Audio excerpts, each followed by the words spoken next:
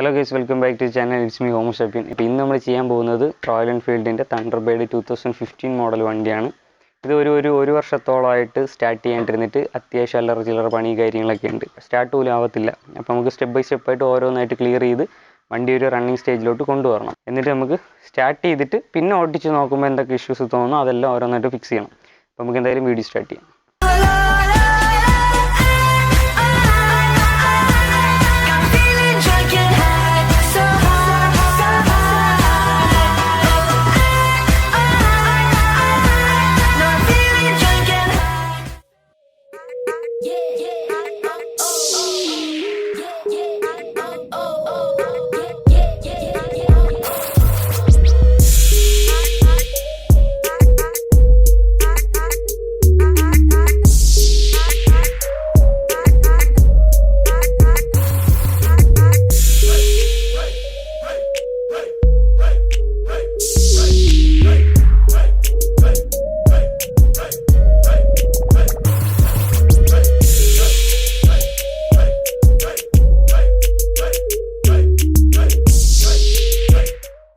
അപ്പോൾ നമ്മൾ ആദ്യമായിട്ട് ചെയ്യാൻ പോകുന്നത് നമ്മുടെ എൻജിനിൽ നിന്നാണ് നമ്മൾ സ്റ്റാർട്ട് ചെയ്യാൻ പോകുന്നത്. ആദ്യം നമുക്ക് എൻജിൻ ഇപ്പം നിലവിലുള്ളത് ഒരു വർഷമായിട്ട് നമ്മൾ അനക്കാണ്ടിരുന്നിട്ട് ഓയിലെല്ലാം അത്യാവശ്യം കട്ടിയായി കാണും. നമുക്കതെല്ലാം ഡ്രെയിൻ ചെയ്തിട്ട് പുതിയ ഓയിൽ ഒഴിക്കണം. പിന്നെ നമുക്ക് അതേപോലെ തന്നെ നമ്മുടെ ഓയിൽ ഫിൽറ്ററും ചേഞ്ച് ചെയ്യണം.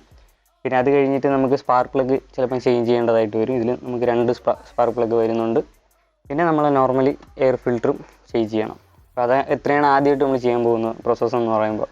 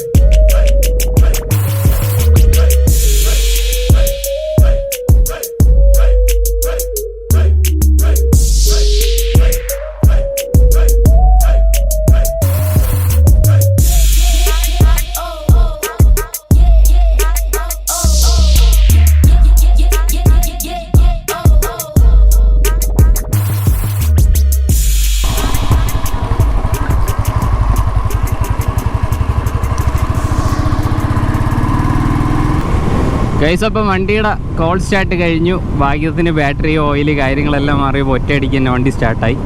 ഇപ്പോൾ ഇതൊരു ടെസ്റ്റ് ഡ്രൈവാണ്. നമുക്ക് വണ്ടി സ്റ്റാർട്ടായതിനു ശേഷം ഓട്ടിച്ച് നോക്കുമ്പോഴേ ബാക്കി എന്തെല്ലാം കംപ്ലൈൻറ്റ് ഉണ്ടെന്ന് അറിയാൻ പറ്റുള്ളൂ. മെയിനായിട്ട് നമ്മുടെ ഇവിടുത്തെ ടാങ്കിൻ്റെ ലിഡ് അത്യാവശ്യം ടൈറ്റായിപ്പോയി, ലോക്ക് കംപ്ലൈൻ്റ് ആയിരുന്നു. അവസാനം നമുക്ക് ഫ്യൂവൽ റീഫിൽ ചെയ്യാൻ വേണ്ടിയിട്ട് ഇത് പൊളിക്കേണ്ടി വന്നു. അപ്പോൾ അതുകൊണ്ട് ഇപ്പം തൽക്കാലത്തേക്കൊരു പ്ലാസ്റ്റിക് കവറിൽ അടച്ചു വെച്ചിട്ട് ഒരു അടപ്പ് വെച്ചിരിക്കുവാണ്. നമുക്കിതിൻ്റെ ലിഡ് വാങ്ങണം. പിന്നെ ഇപ്പോൾ ഓട്ടിച്ച് നോക്കിയിട്ട് വേറെ ഇഷ്യൂസൊന്നും തോന്നുന്നില്ല.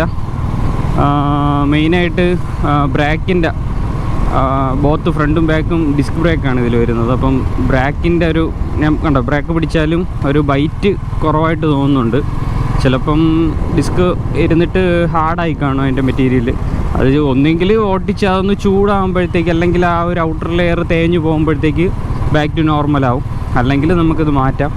നോട്ടീസ് ചെയ്തൊരു പ്രശ്നം, ഫ്രണ്ട് ഈ ഒരു ലെഫ്റ്റ് സൈഡ് സ്റ്റമ്പിൽ ഓയിൽ ലീക്ക് ഉണ്ട്. അപ്പോൾ ആദ്യം ഞാൻ ഓയിൽ മാറിയാൽ മതി എന്നാണ് സീല് മാറിയാൽ മതി എന്നാണ് വിചാരിച്ചത്. പക്ഷേ സീല് പോരാ, സ്റ്റമ്പിൽ സ്ക്രാച്ച് ഉണ്ട്. അപ്പോൾ അത് സ്റ്റമ്പ് മാറേണ്ടതായിട്ടുണ്ട്. പിന്നെ വേറൊന്നുമില്ല, വണ്ടി ഉഷാറാണ്. ഹോണൊക്കെ എന്ന് പറഞ്ഞാൽ നമ്മുടെ ടിപ്പിക്കൽ റോയൽ എൻഫീൽഡിൻ്റെ ഒരു ഹോണും കാര്യങ്ങളൊക്കെയാണ് വരുന്നത്. പിന്നെ എനിക്ക് മെയിനായിട്ട് RCന്ന് ഇതിലോട്ട് വന്നപ്പോഴത്തേക്ക് എൻ്റയർലി ഡിഫറെൻ്റ് ആയിട്ടുള്ളൊരു ഫീൽ തന്നെയാണ് വണ്ടി ഓട്ടിക്കുമ്പോൾ കിട്ടുന്നത്. അപ്പം അതിനെ പറ്റിയിട്ട് നമുക്ക് പുതിയൊരു വീഡിയോ ചെയ്യാം. അതായത് തണ്ടർബേർഡിലോട്ട് വന്നപ്പോൾ എനിക്ക് തോന്നിയ കാര്യങ്ങൾ, അതായത് എക്സാക്റ്റ് ഓപ്പോസിറ്റാണ് എല്ലാം. പവർ വൈസ് ആയാലും, പവർ വൈസ് ഇത് പവർ ഇല്ലെന്നല്ല, പക്ഷേ ഇതിൻ്റെ ഒരു പവർ വേറൊരു രീതിയാണ്. RCയിൽ വരുമ്പോൾ അത് വേറൊരു രീതിയാണ്. പിന്നെ എൻ്റെ സീറ്റിംഗ് പോസ്റ്ററും മറ്റേതിങ്ങനെ കിടന്നാണ് പോകുന്നതെങ്കിൽ ഇത് ബാക്കിലോട്ട് ചാരി കിടന്നാണ് പോകുന്നത്. പിന്നെ നമ്മളെ കാല് കാര്യങ്ങളെല്ലാം നോക്കിക്കഴിഞ്ഞാൽ പക്കാ ഒരു സ്ട്രെയിറ്റ്, ഒരു കസേരയിൽ, ഒരു ചാരി കസേരയിൽ ഇരുന്ന് പോകുന്ന ഒരു രാജകീയമായിട്ട് പോകാൻ പറ്റിയൊരു പോസ്റ്ററാണ്. എന്ന് പറഞ്ഞാൽ നമുക്ക് ഇതിൽ സിറ്റിയിലൊക്കെ ഒന്ന് ഹാൻഡിൽ ചെയ്യാൻ കുറച്ച് ബുദ്ധിമുട്ടാണ്, ഹാൻഡിലൊക്കെ ഇങ്ങനെ ഇരിക്കുന്നതുകൊണ്ട്. ബാക്കി ഹൈവേയിലൊക്കെ ക്രൂസ് ചെയ്യാൻ ഒരു രക്ഷയില്ല. എനിക്ക് ഹിമാലയൻ ഓടിച്ചതിനേക്കാളും കംഫർട്ട് ഇതിൽ ഫീൽ ചെയ്യുന്നുണ്ട്.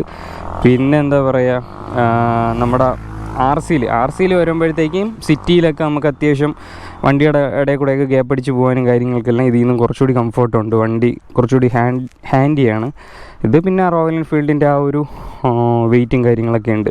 മറ്റേ എന്താ പറയുക, build like A gun goes like A bullet എന്ന് പറയും പോലെ ഫുള്ളി മെറ്റലാണ്. നമ്മുടെ RCയിലാണെങ്കിൽ ഫുൾ ഫൈബറാണ്, ഇത് ഫുൾ മെറ്റലാണ്. അപ്പോൾ അത്യാവശ്യം നല്ല ഹെവിയാണ്. ഒരു 200 kg വെയിറ്റ് വണ്ടി വരുന്നുണ്ട്. പിന്നെ നമ്മൾ പിക്കപ്പിലാണ് കയറ്റിക്കൊണ്ട് വന്നത്. അപ്പം നമ്മുടെ തണ്ടർബേർഡിൻ്റെ കോൾഡ് സ്റ്റാർട്ട് വീഡിയോ ഇത്രയേ ഉള്ളൂ. വീഡിയോ ഇഷ്ടപ്പെട്ടെങ്കിൽ തീർച്ചയായിട്ടും ലൈക്ക് ചെയ്യുക, ഷെയർ ചെയ്യുക, സബ്സ്ക്രൈബ് ചെയ്യുക. ഈ വീഡിയോയിൽ മെയിനായിട്ട് ഞാൻ ഷെയർ ചെയ്യാൻ നോക്കിയത് നമ്മുടെ RCയിൽ പീരിയോഡിക് സർവീസ് ചെയ്യുമ്പോൾ റോയൽ എൻഫീൽഡിൻ്റെ വണ്ടികൾക്കും നമുക്ക് തന്നെ സ്വന്തമായിട്ട് പീരിയോഡിക് സർവീസ് ചെയ്യാവുന്നതേ ഉള്ളൂ എന്ന് കാണിക്കാൻ വേണ്ടിയിട്ടാണ്. അപ്പം തണ്ടർബേർഡ് എന്നല്ല, ബുള്ളറ്റ് ആയാലും അല്ലെങ്കിൽ ക്ലാസിക് ആയാലും എല്ലാം ഇതേപോലെ തന്നെയാണ് പ്രൊസീജിയറും കാര്യങ്ങളെല്ലാം. പാർട്സ് ഓൾമോസ്റ്റ് സെയിം തന്നെയാണ്.